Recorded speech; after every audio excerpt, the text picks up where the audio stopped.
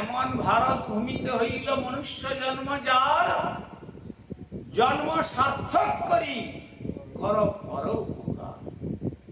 এমন ভারত ভূমিতে যে মানবীর গর্ভে মানব হয়ে জন্মগ্রহণ করেছ, নিজের জন্মটাকে সার্থক করো, অর্থাৎ মহৎ চরণ আশ্রয় করে হরিভজন করে জীবনকে সার্থক করে আবার তুমি অপরকেও হরিভজনের জন্য উপদেশামৃত প্রদান করো।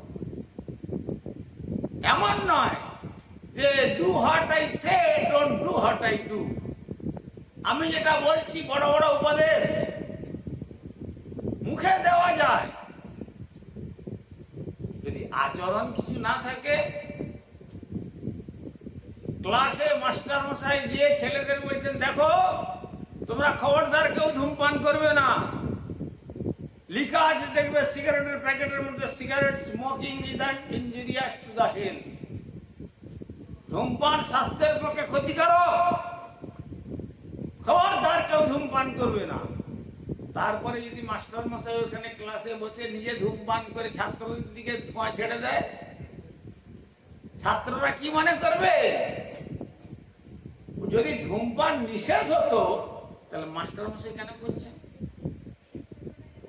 তাহলে মাস্টার মশাইয়ের কাছে ধূমপান না করে অন্যত্র ধূমপান করা যায়, তাই তো। কিন্তু সেই রকম বক্তব্যের দ্বারা জীবের মঙ্গল হবে না।